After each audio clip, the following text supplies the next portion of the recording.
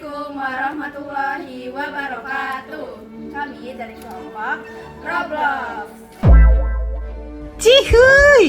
Kenalin, nama saya Naila Alia Zalfa. Kenalin, nama aku Nuri Lutfia Putri. Kenalin, nama aku Adila Firani. Jadi kelompok kami mengambil tema yaitu reaksi reduksi dan oksidasi.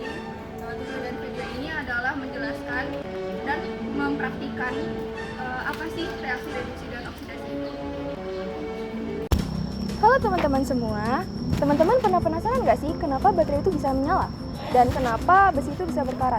Juga kenapa air betadin yang keruh ketika dia tambah vitamin C itu akan jernih kembali? Itu semua karena reaksi redox.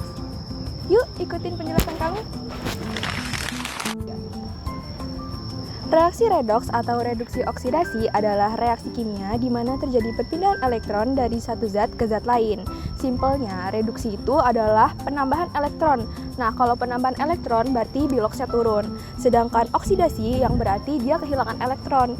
Nah, kehilangan elektron itu menyebabkan biloxnya naik. Jadi, redoks itu selalu bareng. Ada yang dioksidasi sekaligus direduksi. Dalam arti luas, redoks melibatkan perubahan bilangan oksidasi unsur. Nah, perubahan biloks itu biasanya ada aturan sederhananya. Contohnya, itu kayak logam murni, itu pasti biloksnya 0. Nah, kalau oksigen biasanya tuh biloksnya -2, dan kalau hidrogen biasanya +1. Itu masih banyak lagi, nggak cuma itu aja. Nah, ciri paling gampangnya itu, contohnya kayak kenaikan biloks. Jadi, misal ada suatu reaksi, itu diketahui biloksnya atau kita ngitung biloksnya. Nah, jika reaksinya naik, berarti itu adalah oksidasi, yang dimana itu adalah reduktor. Terus kalau biloksnya turun, yang itu adalah oksidator. Nah, reaksi reduks ini juga biasanya ada di kehidupan kita sehari-hari loh. Contohnya itu kayak pembakaran, karat besi, fotosintesis, dan baterai. Oke, untuk lebih jelasnya, Nuri bakal kasih praktikum simpel yang bakal lebih jelas apa sih reaksi redoks itu. Yuk ikutin!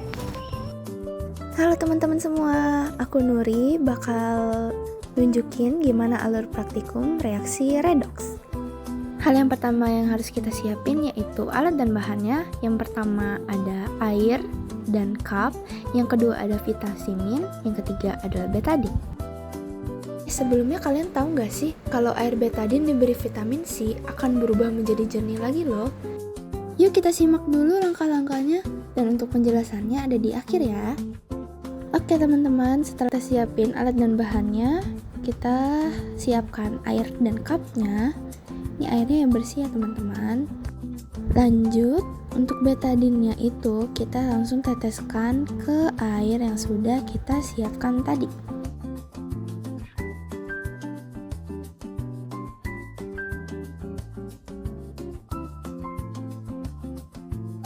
Nah, jangan lupa diaduk juga ya teman-teman, dan hasilnya bakal kayak gini.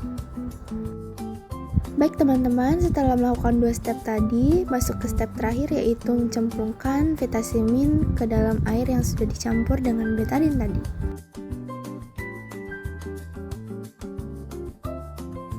Nah, setelah mencemplungkan vitamin ke dalam air yang mencampur betadin tadi, jangan lupa diaduk ya teman-teman, dan amati perubahan warna yang terjadi. Dan tada, berhasil. Selanjutnya adalah pembahasan ya. Untuk menjelaskan praktikum tadi, yaitu awalnya larutan betadin yang berwarna coklat mengandung iodin bebas dengan rumus I2 dan nilai biloks 0, dicampur dengan 1 kapsul vitamin yaitu asam askorbat. Warna larutan tersebut akan cepat memudar dalam hitungan detik hingga jernih. Ini bukti bahwa I2 direduksi menjadi iodida yaitu I- dengan nilai biloks -1 yang tidak berwarna. Dengan persamaan reaksi C6H8O6 ditambah I2 menghasilkan C6H6O6 ditambah 2I- ditambah 2H+. Asam askorbat atau vitamin C akan teroksidasi menjadi dehidroaskorbat yaitu C6H6O6 yang melepas 2 elektron.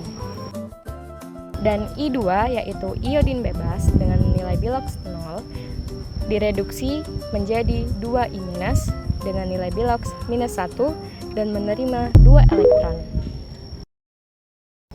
Jadi, kesimpulan praktikum ini yaitu menunjukkan bahwa ketika betadin dicampur dengan vitasinin akan terjadi reaksi redoks yang terlihat dari perubahan warnanya. Hal ini membuktikan bahwa terjadi proses oksidasi dan reduksi yang berlangsung yang bisa diamati secara visual. Jadi campuran ini memang membuktikan adanya reaksi redoks yang signifikan. Reaksi redoks pada dasarnya adalah perubahan suatu elektron antara dua zat, yang dimana satu zat mengalami oksidasi yaitu kehilangan elektron dan zat lain mengalami reduksi yaitu mendapatkan elektron. Reaksi ini penting dalam berbagai proses, misalnya korosi, reaksi pembakaran, dan lain-lain. Dengan memahami reaksi redoks, kita bisa menjelaskan banyak fenomena kimia di dalam kehidupan sehari-hari. Baik teman-teman semuanya, terima kasih sudah menonton video kita. Semoga semua materi yang kami jelaskan dapat bermanfaat bagi kalian semua. Terima kasih, bye-bye.